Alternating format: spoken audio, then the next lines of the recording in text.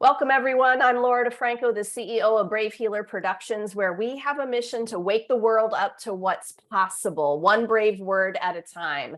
And here today to help me with that mission are some of the most amazing authors of a new book that we have coming out soon called The Ancestors Within: Celebrate and Honor Your Sacred Origins.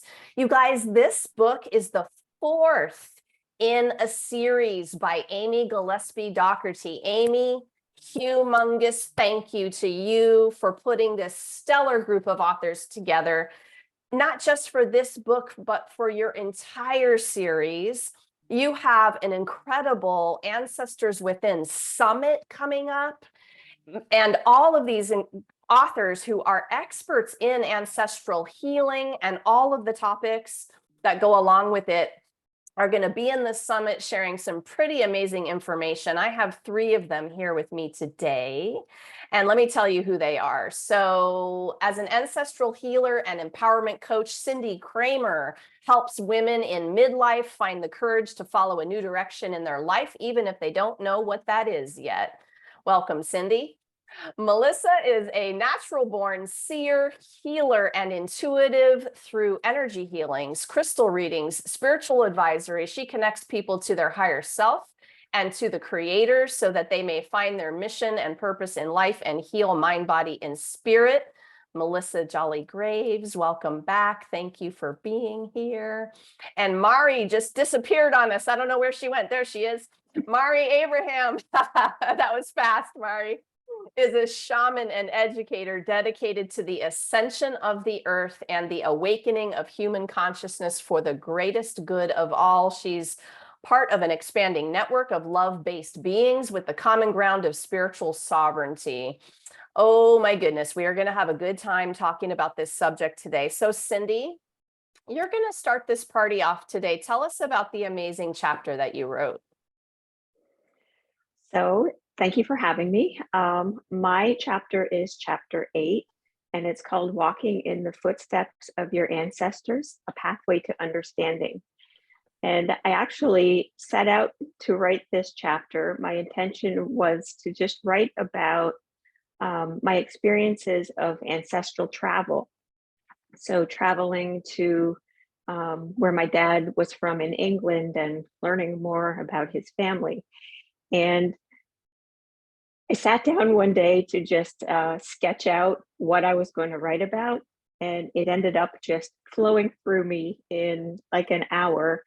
And by the time I was done, I realized that what the chapter was really about was my relationship with my dad and how I improved that through those experiences of ancestral travel. So ancestral travel, get us a little bit more excited about why we need to think about this. Why did you want to do that? So I have done extensive research on my family history. So I come into this book kind of from the genealogy and the ancestral healing. My dad's family, I really knew nothing about as I was growing up, and that was always kind of like a sore spot with me. I always felt like part of me was missing by not knowing about that. So as I learned more about his side of the family, he kind of opened up more to me about his past that he had never really talked about before. And, it just made me want to be in the places that they had been. It's kind of like walking back in time and, walking in places that they went to, and what that does for you. It's really a spiritual experience. The places that your ancestors lived, their spiritual energy is in that ground. And I didn't know this when I went into it. I was just looking at it from a purely genealogical aspect, like, wanting to see where they lived and that kind of thing. But to experience that was just amazing. And that's exactly the piece that I was talking about when I said, help us feel excited about this. So, okay, so for somebody who maybe doesn't totally know what you're talking about, so you arrive in this place. Where did you go? So the chapter I talk about two different places in England. So one was where my dad was born and where he lived until he was 10 when he moved to Canada. So that trip I actually took with him, and he, walked me around and told me the stories. Second place, actually, I went to after my dad passed away, and it was the village in England. It's called Coston in Norfolk, and it's where his family line I had traced back 400 years. They've lived in the same village, and there's still some of them there today. And I felt like I had to experience being in that place. Okay, and that's the example that I wanted to ask you about. So you said that the spiritual energy, the energy is still there. It's a spiritual experience for you to be there and feel that. Can you just give us a moment, one example of when that happened and where you were and what you were feeling? And I'm doing this for our listeners who maybe never even thought about doing this before. Yeah, so probably one of the most potent parts was when I went to the cemetery where my great grandparents are buried in this village. Up until a couple years before, there hadn't even been a gravestone for them. And one of the cousins on my dad's side had corrected that situation and had gravestones made for them.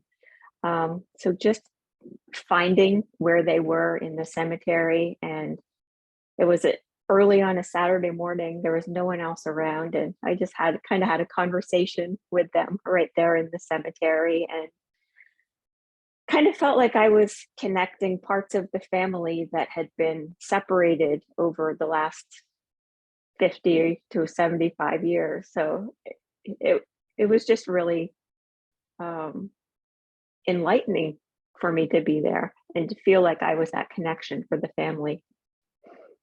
Awesome, Cindy. All right, you guys, stay tuned for a little bit more from Cindy in a few minutes. What a great way to start this conversation off, though, about this topic in terms of just celebrating and honoring. I love this so much. All right, Melissa, your turn. Tell us about your amazing chapter.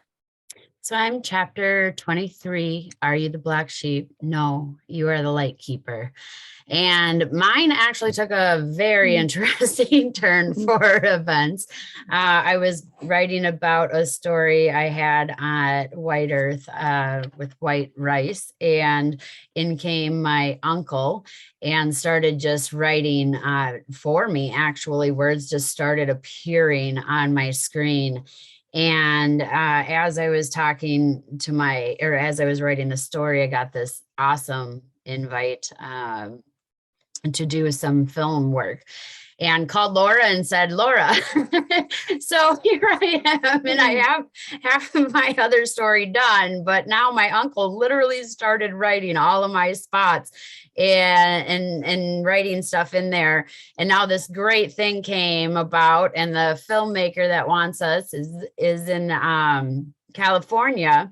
And Laura, as I'm talking to her, said, Melissa, you got to write about this. This comes full circle. And then it was just this full circle of events that happened since the first book that led into the second book, and was a good wrap up for the fourth book about how much time and effort the ancestors put into our life to put every single person and every moment in the right exact spot for us to succeed, for us to become our most valued self, and the one that's going to help heal and make names and memories for the rest of our lives. And it's just about how our ancestors not only work with us, but they work through other people also, like Laura, like Amy, and how they all paint this beautiful picture of humanity together. I love, you're giving me goosebumps thinking about what you're saying in terms of everything is for us. Every single placement of every single person and thing. I love that so much. It's really good to remember that when you're having a bad week, Yes. Yeah. The other thing is your title. And I think everybody nodded when you said what your title is, right? We're not the black sheep, we're the light bringer, light keeper. I can't remember Yep. your Yep, exact light word. keeper. Talk more about that for our black sheeps who are listening. How was Okay. that for you? Yeah. All right. The black sheeps of the family are the one that usually, from what I can see as an energetic worker, are the ones that are carrying the trauma of our ancestors, of our family. It's been put through them. They're the ones that are the strongest. They can smile through the pain. Here I go getting emotional again, right? We can smile through that pain. We can come to the other side and still be the healers. We are the ones that everyone says, you're not going to make it, you're worthless, you're crazy, you're seeing things. That's not the way we do things around this family. But those are the ones that are going to break the habits that the family has. Those are the ones that are going to care in a different way, that are going to do something in a different way, that are going to say, you know what? Yeah, I feel the pain. I know the emotions. I feel your empathy. There is something wrong with this family, and I don't fit in because none of us were actually supposed to fit into this programming. And so they're the ones that go against the stream per se, and they're kind of hiding in the shadows. We do a lot more shadow work rather than just get out there and say, hey, we're a lovely family. We're like, okay, there's a lot messed up over here. We're going to be here in the shadow work. And while we're in the shadows and we're doing all of this work, and then we find our confidence and we find like, whoa, okay, we don't need to be an alcoholic. We don't need to abuse. We don't need to do this stuff. It's about finding our light to say, oh, okay, well, we don't have to sit in that darkness. And the more that we find our light, the more the ancestors are going to look at us and say, wait, that's the one we want leading our DNA. That's the one that from here on out needs to be responsible for that DNA, because they're not going to carry us through their emotions. They're going to carry us through their courage. And so we end up being the light keeper because we show them a different way. We give them a different perspective. And eventually, if we do our jobs right, we kind of turn around and the family ends up looking at us in a different way, in the future, to say, wait, maybe you were on to something. Sorry. This is so important. Oh my goodness. I hope that some of you who are listening, who are just feeling what Melissa just said, just take that in for a moment, breathe that in, know that what makes you different makes you special. And I like what you said about breaking the habits. All right, Melissa, hang on till the next question I have for you, and actually all of you. I have this wonderful thing that I want to hear you all answer. But first, Mari, tell us about your amazing chapter. Hi, everybody. My chapter is chapter 3. The title is The Invisible Muse, Cultivating Bliss. And this chapter actually is a story of the beginning of my calling into the work that I'm doing now, which has evolved over the last 15 years. It's a story about the old narratives that were given, or the system that is handed down to us in our over culture, the way it is now, of go to school, get your degree, get a job, get married, have kids, retire, die. That's like the narrative that I was given. And then the disruption of the spiritual world shows up and kind of takes me, and I think many of us, on a journey that dismantles that narrative, dismantles that pathway. And we have to it's about accepting that calling. The chapter is about how I came to that place in my life and chose to say yes to the spiritual energy within myself and the calling of the ancestors, who for me is not just bloodline lineage. For me, ancestors are also the plants and the animals who have been here on the earth before people. So I count them as ancestors or elders in my world. The star nations, the otherworldly beings, energies of the universe that have been here even before the earth was conceived. to me, that is all ancestor. And when I'm doing my work, or as I was accepting my calling, I had to learn how to tune myself to be able to hear the messages, the information from those ancestors about what I'm supposed to do on the earth. So my chapter, and I use the word bliss here because I do have ancestors who, are up in the Himalayas. They don't have any clothes on. They've got a wool blanket and they're smiling in that ice and they've got steam coming off of their body. And how do we cultivate a presence like that on this earth where we're in a bliss state and we don't need the job. We don't need the money. We don't need the things. We can just be at peace or at one with all of creation, which is the ancestors. To me, the creation is all of us, and be in a state of wholeness, be in a state of complete being without needing something outside of that which we already are. Big questions. We love the big questions around here, you guys. Mari, you said, this journey is about how that path that we're taught gets disrupted. And so if you're waking up on your own personal journey, realizing that this whole thing that you were taught you should do to make you happy is actually BS, give our listeners, what the heck am I supposed to do when I figure that out?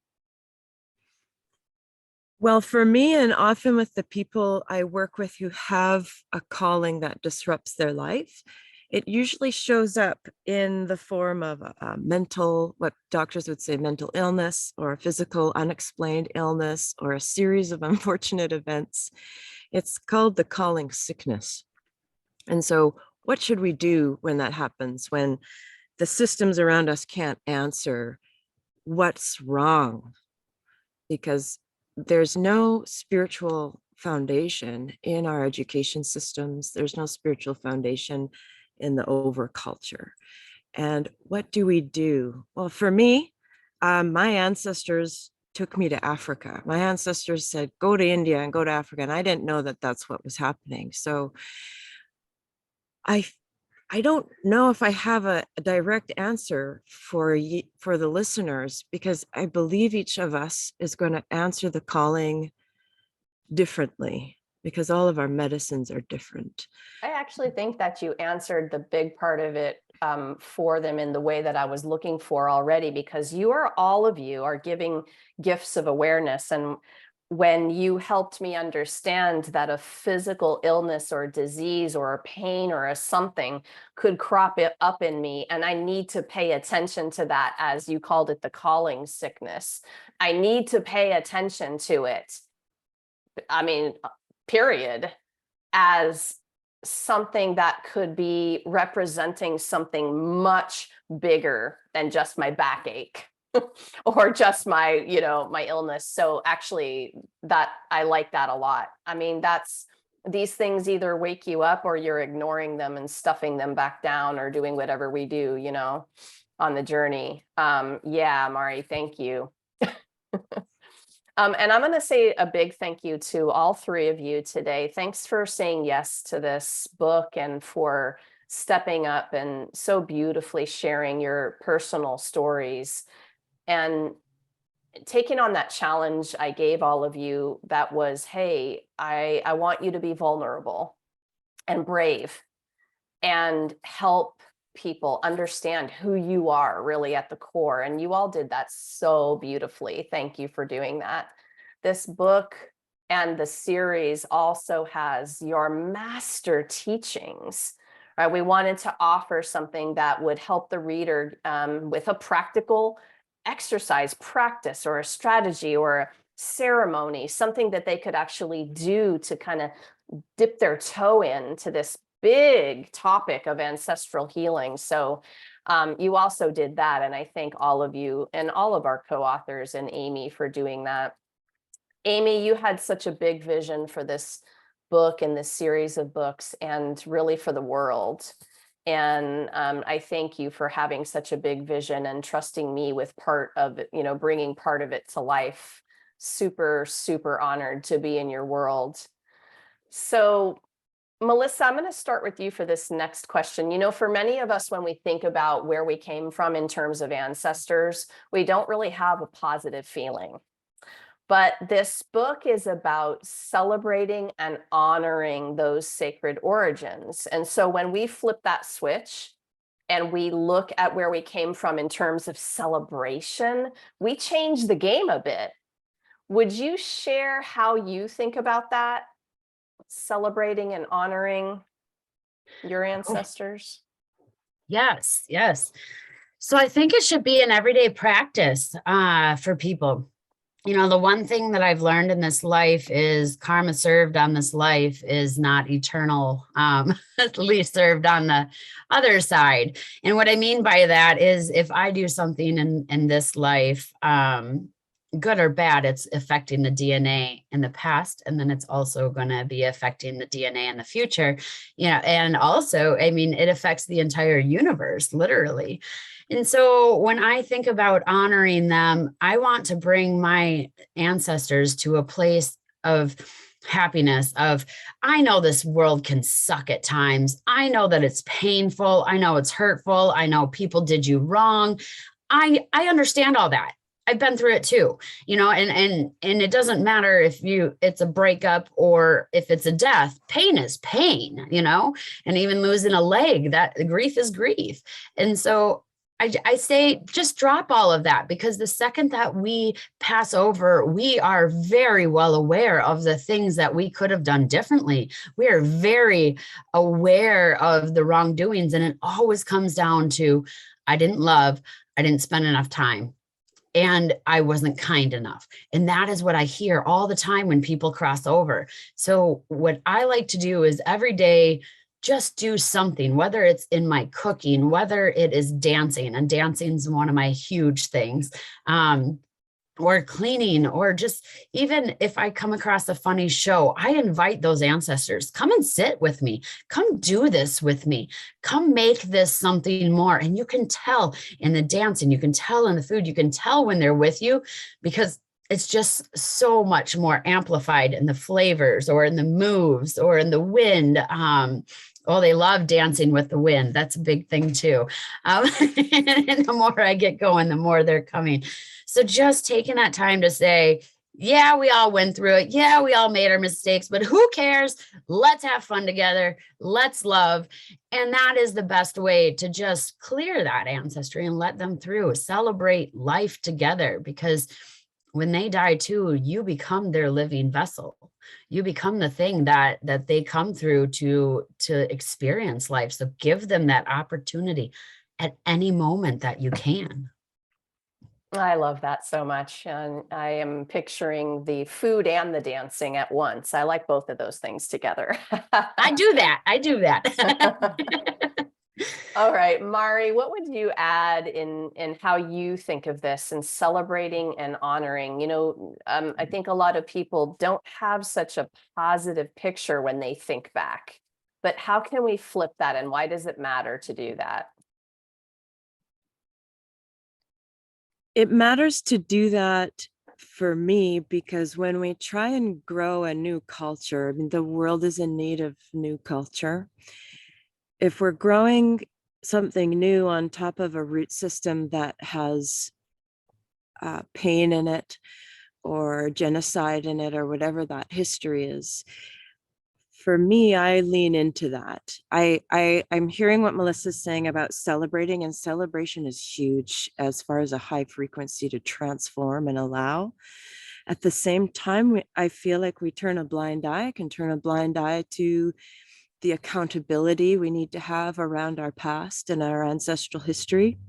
And so one way for me to do that is to feel into my ancestral energy that's inside my body. We are our ancestors, and allow the energy of that grief or the wrongdoings to move through me, and I will grieve that energy, or I will allow that energy to move. So I'm there and I'm crying the tears that my great grandparents never got an opportunity to cry because they had to keep it together to survive. And when that happens, it transforms the lineage behind us, and then I'm not carrying it anymore, and then it moves into the descendants. And so the piece that comes after that for me is education. And I love to work with youth. I love to work with actually anybody who's ready to work. But the children and our teenagers, there's so much into the cyber world that for me, the piece that comes in so strongly is how to educate them to be in their body, because the ancestors are in the body. And that's what I do and there's so much around cultural appropriation these days that the best tool I've found to transform this is presence through breath. Movement is great, but so many of our youth are afraid to move because they're frozen in the screen. Their bodies are frozen. And so getting them off the phone, even ourselves, into nature, using our breath to be present in our body allows us to reconnect to the planet and all the older ancestors. And that's how I do it. That's how I celebrate it, is by giving and creating opportunities for us to reconnect to our breath, our presence in our body, and our body's relationship to our planet. I love that. I also love how, if you think about it for a minute, with what Melissa was saying and with what you're saying, celebrating and honoring our ancestors could mean dancing or crying. It could mean all of the things, and to allow that, especially being in your body. Oh my goodness, I have stared at my kids on the computer and wondered, can we just take a walk in the woods? 5 minutes. Give me 5 minutes. We need to connect. I so get that, Mari. Thank you. Cindy, how about you? When you think about celebrating and honoring, what do you think about with this? What do you want to add? So like Melissa said, I try to incorporate aspects into my daily life to celebrate and honor my ancestors, through pictures I have of all of them. Like I have a gallery wall of all my ancestors. I'll say prayers to them, thanking them for the lives they led that let me be where I am in my life today. I'll ask them for help if I'm going through a difficult situation, just knowing that they're watching over me. But more than anything else, I think it's been biggest honor to them to uncover and start telling the stories of their lives. There's been a lot of secrecy and things that were kind of hidden in the generations that went before me. And I understand that there's probably a lot of shame in some of the events that took place, and that's why those things were hidden. But I've been able to kind of get into the stories and bring them to life in a way that honors them, by understanding what they might have been feeling and going through, and looking at their stories with empathy, rather than like the blame and shame that they may have felt as they were living it. And that's really what I try to help other women with, is to understand like the stories of the women that came before them, so they can understand how that influences their life today. I know there's a lot of talk about there we hear about, blaming your mother, having a toxic mother relationship and that kind of thing. And I think that does a lot of disservice to women, because it kind of just, you're putting a stop to that flow with your past. If you can get into the stories and understand empathetically and compassionately why they might have done those things, and understand that they were just living what they were brought down from their ancestors. It's all connected in our lives, and it all happened in each generation for a purpose, and we're here now to do our part in resolving those things. Okay, this This is such a perfect segue into this next question. Thank you for that, Cindy. That was so perfect. You don't even know how perfect. All right. So I want to continue a little bit of what Cindy was saying, and I'm going to start with Mari for this next question. You have all talked about ancestors that have, people that have already passed, and there are people that are still alive with us, our mothers, fathers, uncles, aunts, grandparents that are still alive. And then of course the idea of all of the people who have passed in generations before us. So the ancestors within this book, the series of books, they cover so many different aspects of ancestral healing. The biggest thing for me was understanding that there's healing to be done, that can be done, even through those people in my life that have already passed away.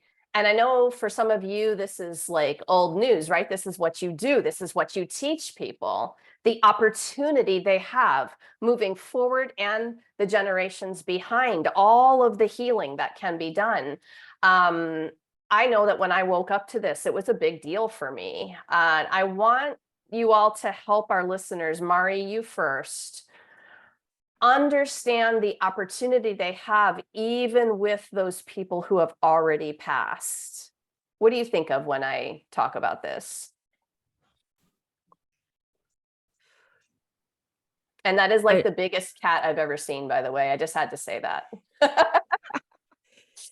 Her Mari brother has a big cat. Yeah. I have several. The opportunities, again, I'm just going to go back to the body, because our bodies carry the memories, the stories, the emotions of everybody who lived before us. Our physical bodies, the human body connects all the humans before us. We also have this ability to connect to ancestors who are non-human, like plants and animals, and all that information is also inside of our human body, especially the earth memory, because we're on the earth. So it can feel like a daunting task to heal the ancestors. A major piece that's up right now for 2022 is metabolizing racialized trauma. And it's like there's so many shades of skin we have. And every culture, there's a healing that needs to happen within a specific group, cultural group, and then how we relate to one another. So my first step is looking at our own histories, where our ancestors came from, what we did to each other before we connected with other cultures. And so it's challenging because there's so many triggers and microaggressions that are easily, we stumble on them easily, and we're making a lot of mistakes in this global healing, but it's a pioneering work. And a part of it's understanding that this level of healing is new, it's edgy, it's definitely pioneering work. We are going to make mistakes. So building resilience is important, but building resilience within ourselves and understanding our own ancestral history and how to metabolize that. And again, for me, that's through breath and presence in the body, because you're going to feel it. It's all inside. And so approaching it, it's such an opportunity, because it transforms the genetic codes. It transforms what we're carrying in our body, and it transforms how we share that in our communities, regardless of skin color or traditional ancestral heritage.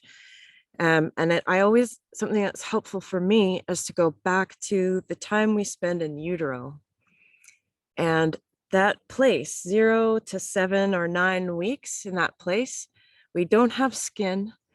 We don't have skin yet. And we also don't have genital structures. We're like homologous. So for me, when I go around the world, something that helps me reset and come back to we're all equal is this memory that we're all skinless hermaphrodites. And so much around identity. There's so much challenge around identity these days that for me. Uh-oh, we lost her right in the middle of her amazing chat. Okay, you guys. Oh no. Well, I know. Who knows what happened? Ancestral moment, huh? Exactly. That's what I hear Amy's voice when you just said that, Melissa. All right. We'll come back to Mari. Hopefully she pops back in the Zoom with us. But Cindy, I'm gonna move this to you now. Again, I'm thinking for the first times about ancestral healing. I'm just saying this for the listener's sake. Maybe I'm just realizing my opportunities with generations who have in the past, people in my life who have already passed. And maybe I didn't even know that was a thing. Maybe I didn't even realize that there was that opportunity, right? So talk to me about how that's important for you or why it's been important for you. Yeah, so Mari mentioned something earlier about the narratives that we tell about our lives that are influenced by what our families taught us. But another layer to that is the narrative we kind of not make up, but like as we're kids, we interpret what's happening in our family, and we can interpret it as meaning something that it wasn't necessarily meant to mean. So an example I give in my chapter is how when I was a kid, my dad was very, quiet and kept to himself. And he never really showed much interest in me or like my activities and stuff. And I interpreted that myself as my dad didn't care about me. And I carried that through a lot of my life. And I always kind of had feelings of unworthiness or not being lovable because of that. And through the experiences I had learning about him and what he went through in his life, and then the generations before him, I understood that wasn't his intention at all. And that, I'd kind of been living my life based on something that wasn't true. So I really see the potential for healing there in understanding these events that happened in the generations before us, so that we can understand kind of how those have filtered down and start clearing them out so we can move forward and, stop that pattern for the generations afterwards. Yes, really important. And what a huge opportunity. Oh my goodness. Thank you, Cindy. Melissa, how about you? And Mari's back. I'm just going to say, welcome back, Mari. We're glad that you made it back.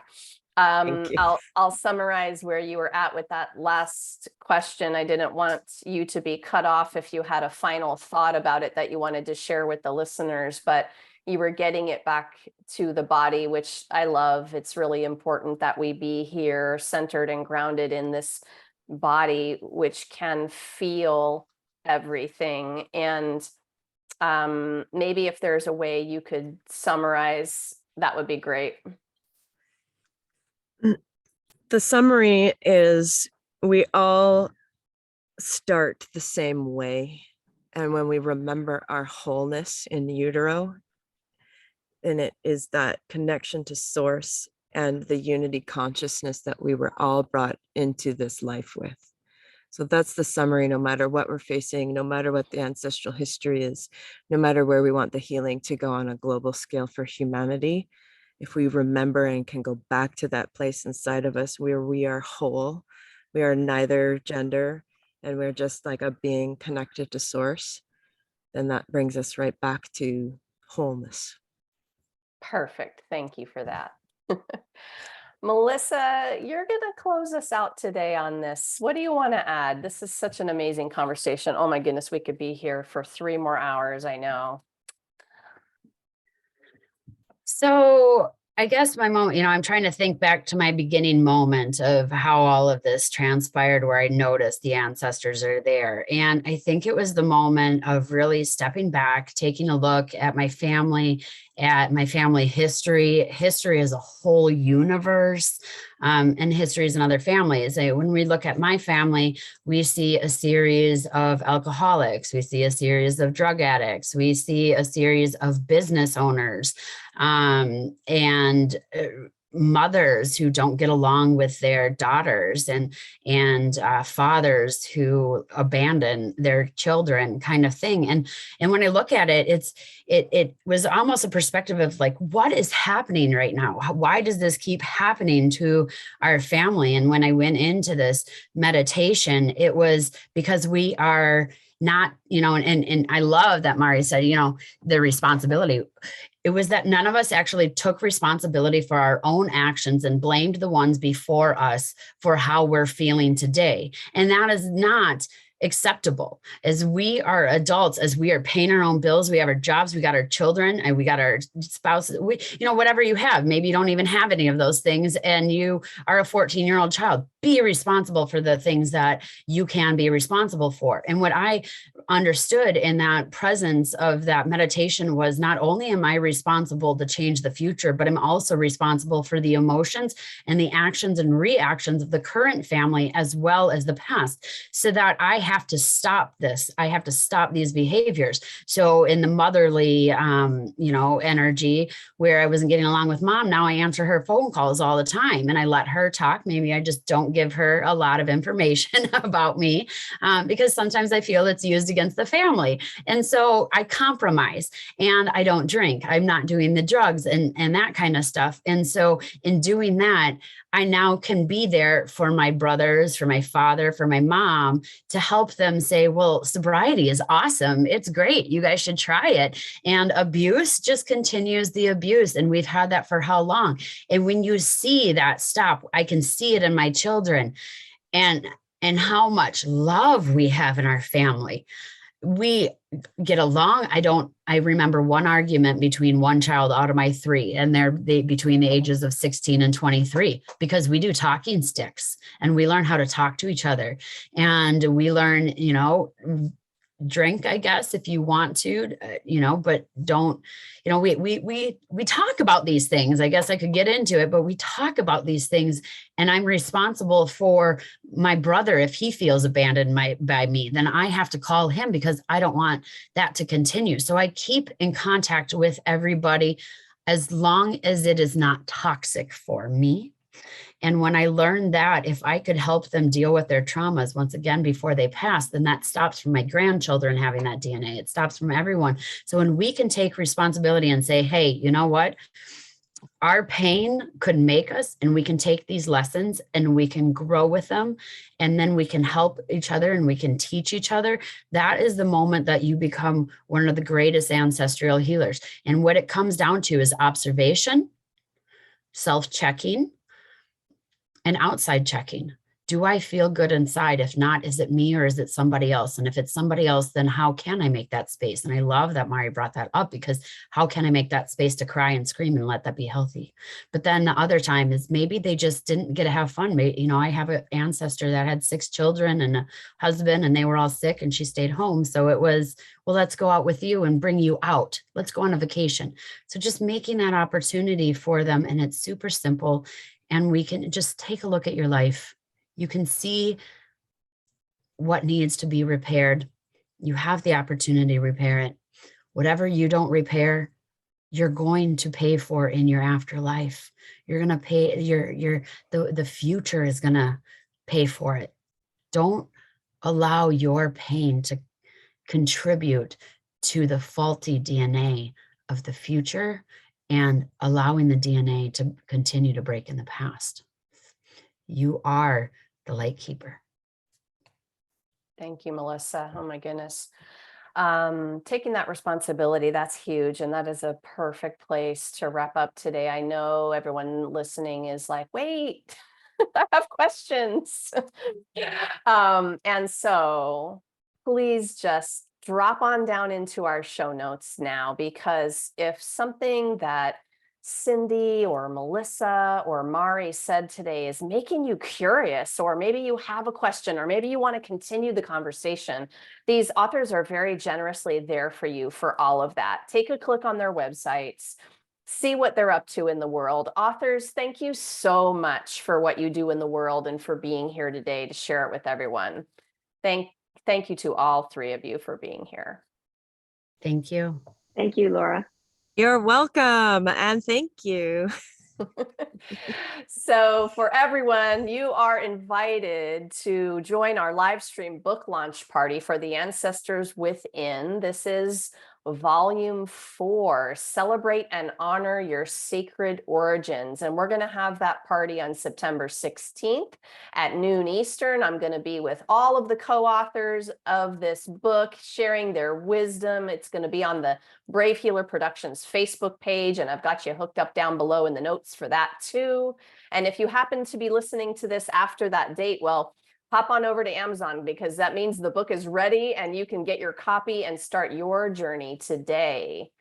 And lastly, today, everyone, remember, your words change the world when you're brave enough to share them. It's time to be brave. See you next time, everyone. Bye, ladies.